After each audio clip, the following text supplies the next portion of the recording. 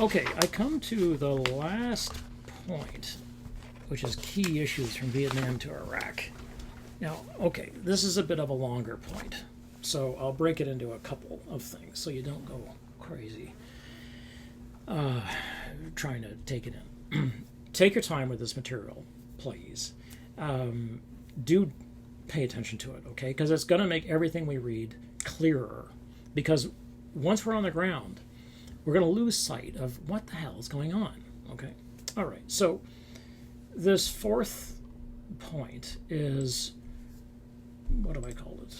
Key issues from Vietnam to Iraq. So what I want to do is make connections from what you have just worked hard on, the Vietnam stuff, to the Iraq stuff.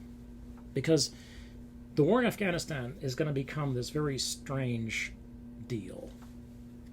And mostly what I'm going to wind up talking about, what we're going to wind up talking about, is the war in Iraq. Although there will be a coalition of troops and some American troops in Afghanistan, the majority of American troops are going to be in Iraq because that's where the Bush foreign policy wants them to be, because it wants to own Iraq. Okay. The biggest differences between the situation during Vietnam and the wars in 1991 and the 21st century can be reduced to a few issues. And I've got... how many issues do I have? I have 4. Each one of these will probably become its own unit. The first one is just cause. Right? Okay, so remember, this is jus ad bellum. When is it just to go to war? So what makes a war a just war in just war theory? In Vietnam, the cause was supposed to be the defeat of communism, remember that, and the support of a democratically elected government. In the end, it turned out the dominoes weren't actually going to fall. You know, if South Vietnam fell, it didn't actually knock over Cambodia and Laos and Burma and Thailand and the rest of the Philippines and the way people, Malaysia and so on. That actually didn't happen. The theory was wrong. There was no democracy it turned out to prop up. It was all wrong. In Iraq, it was supposed to be that Saddam was connected in some way to 9/11. Believe it or not. And this is the deal that Americans accepted. And that the destruction of the Twin Towers on 9/11, even if that didn't work, was Saddam's doing. But if it did work, well, I mean, so people said, well, but wait, there's no connection between Saddam and the Twin Towers because Saddam hates Osama. So how would they get together? Like, even at the time, we were saying, pay attention to this. You know, Osama is Shia, and Saddam is Sunni. Why would these two guys get together? And anyway, Saddam basically wanted to be friends with the West. He didn't want to attack the West. He was already being penalized enough. He was like, no more war for us. You know, Iraq was broke. No, it's not the kind of thing. I mean, yes, he was crazy, but not the kind of thing he would do. So the Bush government moved on. They were like, okay, yeah, he didn't have anything to do with 9/11, but he has weapons of mass destruction. What? So these WMDs becomes the new thing. They're like, okay, well, you know, Saddam has been trying to make nuclear weapons. It's like, really? Where did he get the stuff for that? Because for him to do that, he'd have to have centrifuges. And these centrifuges basically are run on these big, long metal tubes, which have to be very perfectly engineered, basically. Purifying and enriching uranium is an extremely complex business that you can make for bombs. And there's no way, after 10 years of embargoes and oil for food programs and all kinds of the stuff that Saddam was being forced to do by the Allies, there's no way that he could have built the kinds of nuclear installations that you would have to build. No, it was a no. But the Bush White House said, yep, he has weapons of mass destruction. And specifically, he has chemical weapons. Well, people are like, chemical weapons, you say? Okay. And he has biological weapons. Well, this didn't look so good for the people like me who are pacifists, because he had used chemical weapons on the Kurds and other peoples in Iraq during his reign, basically. He had biological weapons. Well, it wasn't clear because the thing about biological weapons is it's impossible to put them back in the bag once you get them out. A chemical weapon is basically going to blow away eventually. It may kill a bunch of people, and it may, say, poison the ground. But if nobody goes to live there, you're probably going to be all right. I mean, once the first people are dead, you're like, okay, that bunch of people, had bad luck. But then eventually the thing dissipates. It's a chemical, right? So it blows away. Biological weapons, that's extremely dangerous. Because, as you can see, for instance, if somebody had tried to weaponize COVID, that'd be it, right? I mean, how can you protect against that? But the problem is, how can anybody protect against it? So unless you have the antidote or a vaccine and your people are safe, you can't unleash a weapon like that because it'll kill just as many of them as it will of you, which is the same thing with nuclear weapons, right? So biological weapons are like, well, like what? Well, like anthrax, for instance, and that was the idea. And this is the picture of Colin Bloody Powell holding up his little test tube of what's supposed to be anthrax at the UN. This could have been anthrax. So these biological weapons, well, it was never clear, but maybe. And this, again, is, a propaganda which is based on ignorance. You don't know he doesn't have biological weapons, therefore he has them. It's like, stop, that's an appeal to ignorance. But it's frightening, right? The near capability to build nuclear weapons, okay. So, and Dick Cheney is going to claim that he did have nuclear capability, and I'll put the claims in here in a minute. All of that turned out to be lies. Right? Now, what people like me wanted to do was have the UN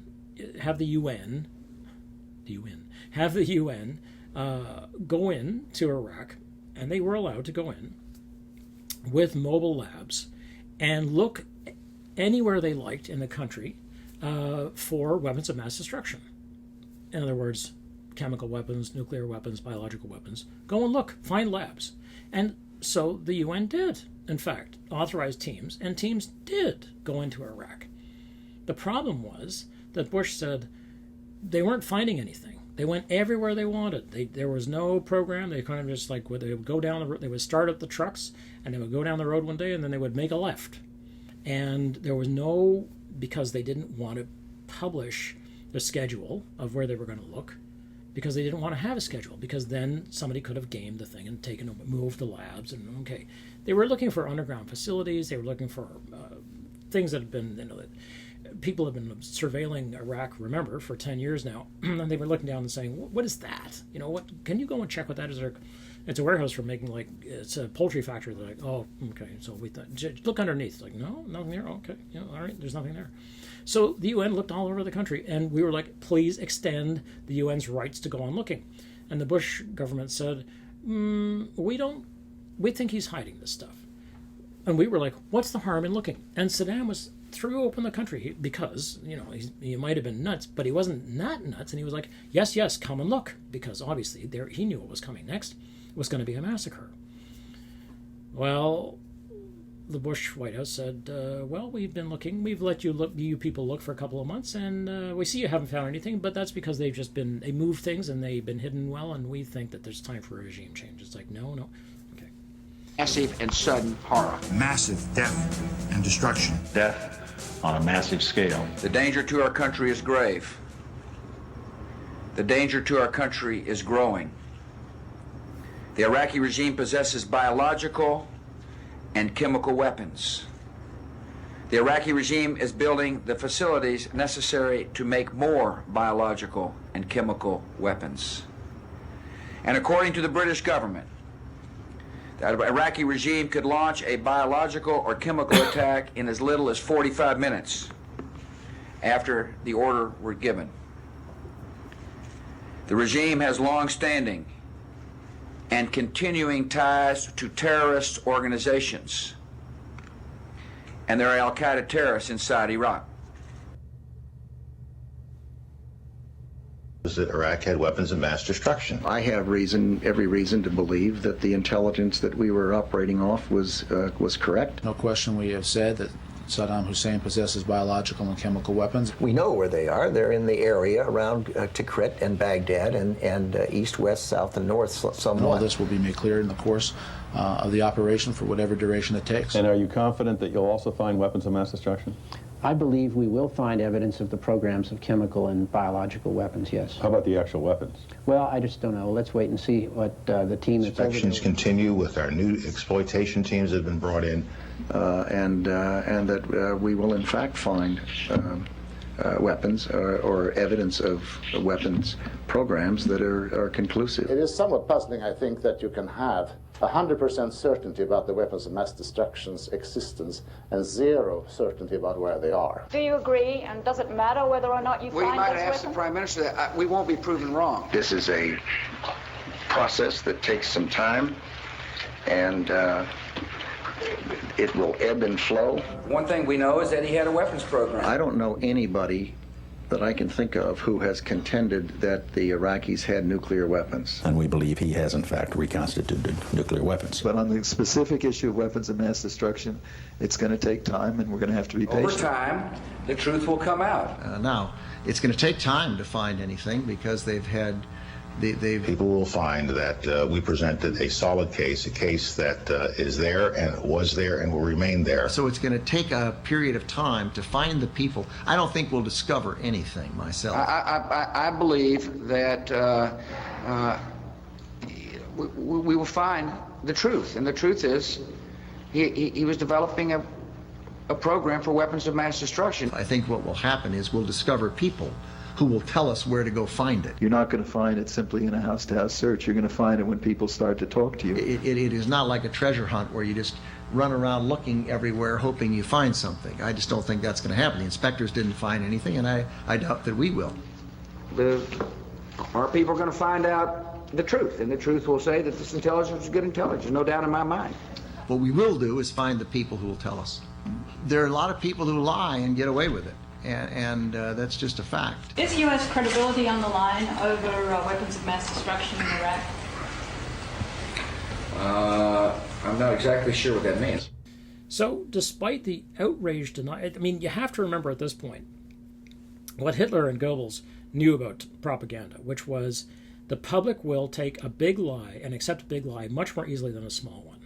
So, how could you possibly lie about something like that? You know, like, how could Trump possibly lie about, say, having going broke 3 times, you know, having 3 bankruptcies? He couldn't lie about that. It's too big to cover. Well, the same thing here. So the Bush government said he has WMD, weapons of mass destruction. And a bunch of us said, that's propaganda? No. And we fought. That is, we discussed, you know. At this point, I mean, staying with Hitler for a moment here, remember the outraged denial from the Turkish government, where we know the Ottoman Empire forced into exile or tried to murder roughly, in 1915, 1.8 million Turkish Armenians. Right? So these are Armenians who lived in Turkey. The numbers are really rough because there's a huge fight over the issue. It's massively politicized, and it has been for over 100 years now, 105 years. But it's likely that at least 600,000 people were killed, and another 600,000 were force-marched into permanent exile, and a third 600,000 escaped or went into hiding. It is considered to be the 20th century's first genocide. And although it looks increasingly like Hitler didn't actually say this next thing, what's long been attributed to him is a famous sentence that he said in 1939 in a pre-Poland invasion speech, when he said, "Who, after all, remembers the annihilation of the Armenians?"